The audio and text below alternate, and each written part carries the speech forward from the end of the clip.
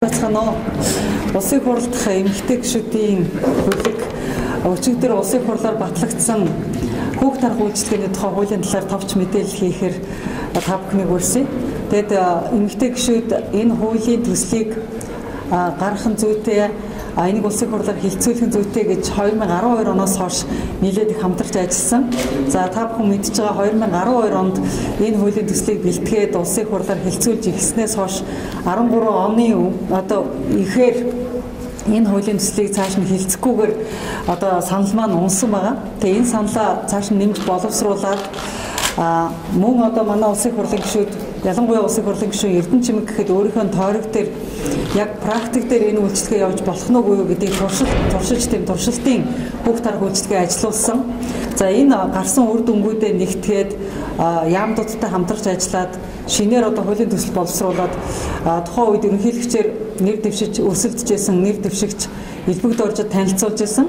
За бид энэ сонгуулийн мөрөө хөтөлбөрт хүүхд тарх үйлчлэгээний тухай амлалтыг оруулж өгөөч гэж хүссний үр дүнд энэ ерөнхийлөгчийн санаачлах хуулийн төсөл болж цаашдаа бидний улсын хурлаар хилцүүлэхээр ирж чадсан.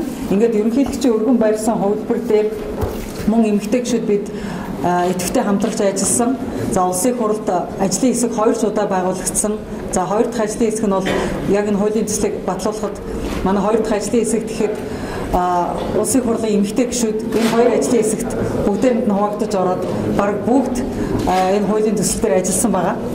За тэгээ манай хуулийн төслийг хилцэж явах явцад бол та бүхэн мэдж байгаа зарим намууд завсарлага авч ирсэн, зарим байнгын хороодын хурал дундаа тасалдж ирсэн, улсын хурлын чуулган дээр хүртэл анхны хилцүүлгэн дундаа тасалдж ирсэн.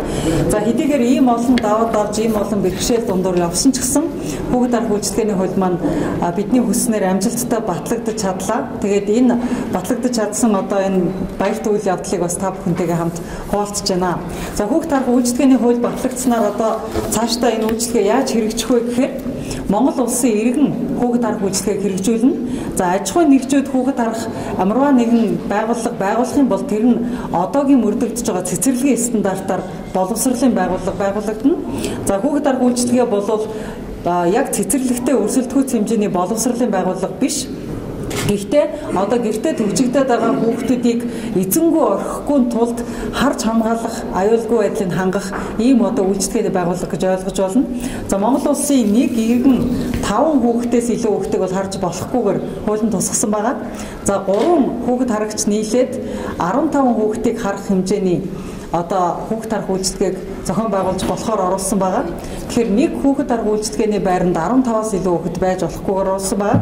За хөдөө орон нутгийнхаа байдал тохируулаад нүүдлийн мал аж ахуйг цаашид уламжлал хадгалж үлдээх хөлийн зэргүүд за мөн уул уурхайн байгууллагууд, уул уурхайн компаниуд гээд илэрлийн чанартай нүүдлэж ажиллаж амьдардаг хүмүүстэй зориулаад явуулын хүүхд тарх үйлчлэгээ байж болох үс ийм залт орсон байгаа. За тэгвэл явуулын үйлчлэгээг бол төв суурин газарт, ялангуяа хот суурин газарт явуулын үйлчлэгээ эрхлэхийг хориглохоор хуулийн тусгаж өгсөн. За энэ хүүхд тарх үйлчлэгээний ерөнхий стандартыг бол засгийн газар батлана.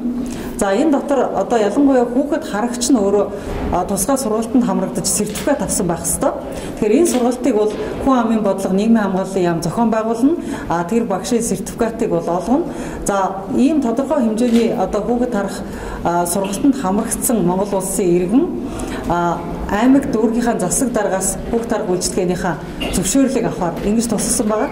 За санхүүжилтийн хувьд гэх юм бол засгийн газар өөрийнхөө төсөв хөрөнгөнд багтаагаад өөрөө тухайн жилд хэдэн хүүхд тарх үйлчлэгийг санхүүжүүлж чадах гэдэг тоогоо товлно.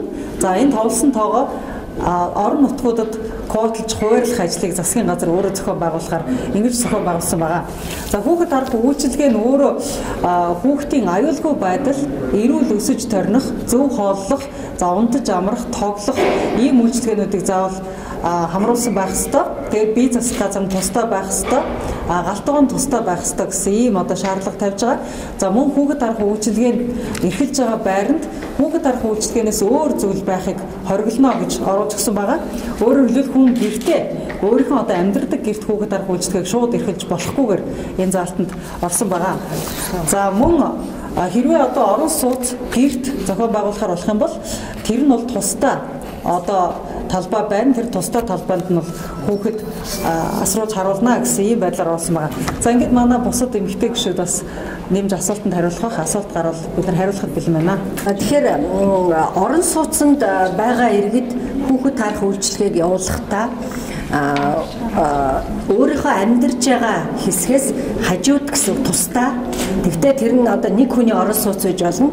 Тусдаа одоо яг хүүхэд таарах үйлчилгээнд зориулсан байрыг бэлтгэсэн байна.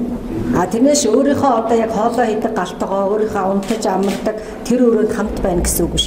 Тусдаа ийм байрыг бэлтгээд эндээ хүүхэд таарах үйлчилгээг хийнэ гэсэн үг. Эрдэнэ чимээ гишүүний санаачилж байгуулсан хүүхэд таарах үйлчилгээний байр бол бас байж болно. Тусдаа одоо иргэд түрээсээр байр аваад эсвэл өөрсдийнхөө одоо эзэмшлийн тусдаа байранд хүүхэд таарах үйлчилгээний байрыг одоо үйлчлэгийг явуулж болно. Гэхдээ нэг хүн 3-аас 5 дээдлэн 5 хүүхэд харна. Нэг байранд байх дээд хязгаар 15-аас хэтрэхгүй байна гэсэн үг. Өөрөөр хэлбэл бид нөгөө хувийн цэцэрлэгүүд, төрийн өмч цэцэрлэгүүдтэй одоо энийг бол аль болохоор өрсөлдүүлэхгүй байх тийм ээ. Энэ бол хоёр тусдаа үйлчилгээ юм а гэсэн энийг нэлээд зааглаж өгч байгаа. Тийм учраас энэ бол энэс олон болол аж ахуйн нэгж байгуулад, хувийн цэцэрлэгээ байгуулад, төрийн өмч цэцэрлэгүүд байгуулах нь бол нээлттэй. Энэ бол ерөнхийдөө энэ бичил маягийн л одоо цэцэрлэг байна. За гэр хороолт одоо хүмүүс хүүхэд таарах үйлчилгээг байрны хувьд яг өөрөө амьдарч байгаа гэртээ бол болохгүй хашаандаа одоо тусдаа гэр бариад 3-аас 5 айл нийлээд тийм ээ тэндээ яг хүүхэд таарах үйлчилгээг явуулж болно гэсэн үг. Магадгүй энэ үйлчилгээг явуулах шийдсэн хажуудаа ч юм уу нэгдээ өөр байшин түрээссэн түрээсээ төлөх асуудал үүснэ шүү дээ. Тэгэхээр энэ үйлчилгээг явуулах төлбөрөө төлөөд явах уу айсууд зардлыг нь улсаас өгнө. За тэгэхээр хүүхдийн хувьсах зардлыг бол улсаас өгнө. Энийг бол бид санхүүгийн дэмжлэг гэж хуулиндаа тусгасан байгаа. За ингээд эцэг эхтэй тохироод эцэг их өөрөө нэмэлтээр би одоо хүүхдтэй хоолны мөнгөнд гэдэг юм уу багшин цалин нэмэлт одоо төшнэн төгрөг гаргая гэх эрх нь нээлттэй байгаа. Зүгээр энэний дээд хязгаарыг бол бид засгийн газраас баталж өгөхөөр байгаа.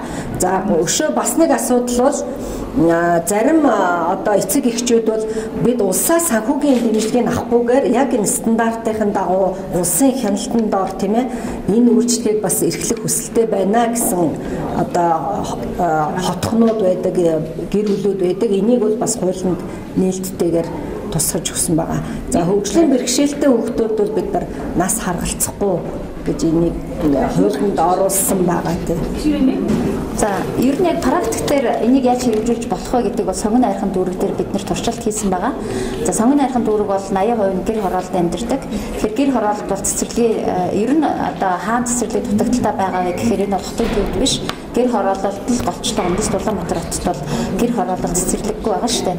Тэгэхээр гэр хороолт энэ үйл ажиллагааг яаж эрхэлж болох вэ гэхээр за сонгон найрхан дүүрэг дээр одоо байгуулсан жишг төвөр бол 3 ээж өөрсдөө хүүхэдтэй 3 ээж өөрийнхөө хүүхэдтэй нэмээд нэг 4 хүүхэд аваад тэгээд одоо сонгон найрхан дүүргийн яг гэр хороолт дунд байгаа нэг айлын байшинг одоо 3 сарын нэг 300 мянган төгрөгөөр төрөөсөлж аваад энэ үйл ажиллагааг эрхэлсэн. За ингээд одоо бүх зардлаа тооцож үзэхэд бол нэг хүүхдэд сардаа нэг 170 мянган төгрөг оногдохоор зардал нь бол гарч ирсэн. За энд бол 3 ээж тус бүр нэг 400 мянган төгрөгийн цалин авахаар тэгээд одоо хүүхдүүдийн хоолны зардал бол улсын цэцэрлэгийн хоолны зардалтай яг ижил хэмжээд за тэгээд одоо ус цахилгааныхаа мөнгийг төлөө түрээсийнхаа зардлыг төлөхөд бол хүүхдэд 176 мянган төгрөг гарахаар энэ тооцоо нь гарч ирсэн. Тэгэхээр улсаас өнөөдөр цэцэрлэгт өгч байгаа зардал бол 116 мянган төгрөг байгаа.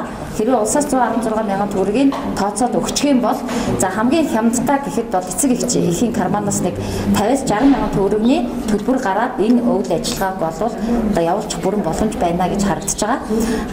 Орон сууцнд болон гэр хороолт ингээд тусдаа нэг байшин төрөлжлөж ч юм үйл ажиллагаа явуулахад ядаж нэг хүүхдэд оногдох талбай нь 2 м квадрат талбайгаас доошгүй байхаар зохицуулалтыг бид нэр засгийн газрын журманд хийж өгөх ёстой гэж харж байгаа. Одоо бол цэцэрлэгийн стандартын дагуу бол нэг хүүхдэд 5 м квадрат талбай оногдож байгаа. Улсын цэцэрлэг бол энэ стандартаа барьж чадахгүй байгаа шүү дээ. 30 м талбай дээр одоо 30-40 хүүхэд авч байгаа тийм 1 м квадрат талбай ч хүүхдэд оногдохгүй.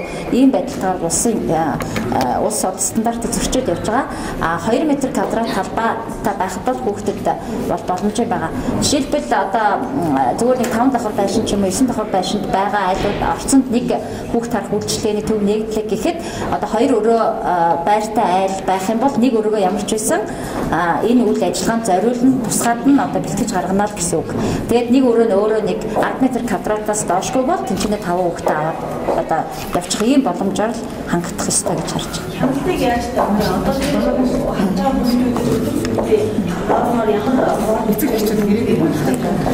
За нэгдүгээрт бол эцэг эхийн зүгээс бол хяналтаа маш сайн тавих ёстой. За улсын байцаагч нар ялангуяа энэ нийгмийн хамгааллын яамнаас хүүхдийн төлөө газар байгаа. За энд бол одоо яг энэ үйл ажиллагааг хариуцсан байцаагч нар гарах ёстой гэж бид нар харж байгаа.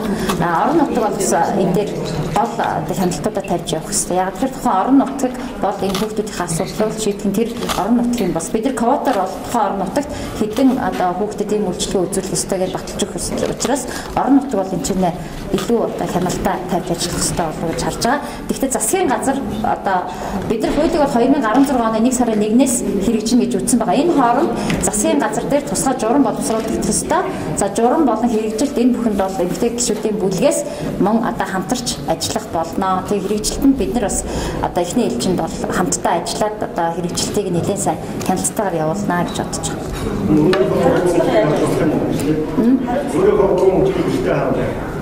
Өөрийнхөө 3 хүүхдийг харж болно шүү дээ. Дээр нь 2 хүүхэд нэмж аваад харах боломжтой. Тэгэхээр тэр дотроо тусгай байр бий болгоод стандартын дагуу зөвшөөрлөө аваад та өөрийнхөө хүүхдийг харж ирсэн ч гэсэн энэ үйл ажиллагаа эрхлэхийн тулд тусгай сургалтанд хамрагдаж одоо сертификат авсан байх ёстой гэсэн үг. Энд нэмж хэлэхгүй л за. Энэ өөрийнхөө хүүхдийг харж болохгүй дээрээс ажлын хэсгээр нэлээд маргаантай байсан. Тэгээ хуулинд бол өөрийнхөө хүүхдийг харж болохгүй гэсэн заалт байсныг нь бол хассан байгаа. Энийг бол засгийн газар бас журмандаа тусгаж өгнө. Өөрөөр хэлбэл хүн өөрийнхөө 5 хүүхдийг харчаад эндээ одоо мөнгө авнаа гэх нь бол бас хэмжгүй маа гэж үздсэн. Өөрөөр хэлбэл хүүхдээ харах нь бол үүрэг байгаа. Болж аль болохоор одоо бусдын хүүхдийг бас хамтдаа харж одоо эцэг эхчүүдэд ажил хийх тэр ажлын байрыг нэмэгдүүлэх боломжийг бол гаргах юм. Тийм учраас энэ заалтыг бол засгийн газраас яг өөрийн хэдэн хүүхдийг одоо тэдэс хэтрэхгүй байх нөө энийг бол журмаар зохицуулж байгаа. Тэгээ яг өөрийн чинь асуултанд бас ингэж яг орон сууцсан дээр хариулах хэрэгтэй юм шиг. Энэ шинэ хууль учраас хүмүүс хөдлөөд байгаа. Нэг айл 4 өрөөтэй байлаа гэж бодоход 3 өрөөнд амьдраад нэг өрөөгөө тусгай хүүхд тарах үйлчлэгээр тогтчулнаа гэсэн. Энэ тогтчулсан өрөөндөө тэр хүмүүс одоо амьдарч болохгүй. Тэнд гадны хүн оруулахыг бол хориглосон ийм заалт байгаа шүү. Энэ гарах эрсдлийг бас за эрсдэл хариуцлага дээр би хариулчих тий. Тэгээ хариуцлага өгөх юм бол энэ хууль бол маш хатуу хариуцлага 2-3 талаас зааж өгсөн байгаа. За нэгдүгээр хариуцлага бол гэрээний хариуцлага байгаа.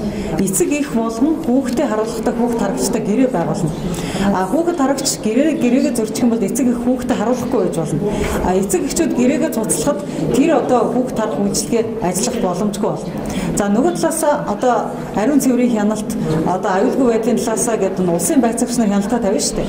Тэгээ улсын байцаагч нар зөрчил гаргуул сануулна. Торгоно. За тэгээ зөрчлийг давтвал тэр хүүхд харах үйлчлэгээний зөвшөөрлийг цуцлахаар ийм байдлаар орсон байгаа. За тэгээд мөн одоо нөгөө талаас хорон дарга багийн дарга нарын хяналтанд бас байна. Жишээлбэл хорон дарга багийн дарга нар энэ айл хүүхдэд ээлтэй айл юм а. Энэ айл бол хүүхдийг харж чадахгүй маа гэдэг юмнууд дээр одоо хүмүүсийн зан характер, тэр хүний амьдралын хэвшил, тэр хүн одоо архит арсан дуртай юу дургүй тэрийг орон нутгийн засаг дарга нь мэддэг учраас тэгэхээр тэр орон нутаг хороо багийн засаг дарга нар нь хариуцлагыг бас тооцож явна. Тэгээ тэр хороо багийн засаг дарга нар дүгнэлтээ гаргуул тэр дүгнэлтэнд үндэслээд зөвшөөрлийг өгч болон зөвшөөрлийг цуцлуулж болохоор ийм байдлаар бас хийж байгаа. Тэгэхээр зэрэг эцэг эхийн хяналт, орон нутгийн засаг даргын хяналт, мэргэжлийн байгууллагуудын хяналт гэсэн ийм одоо 3 хяналтанд ор энэ хариуцлага тооцогдож байгаа. За ингээд анхаарал тавьсан баярлалаа.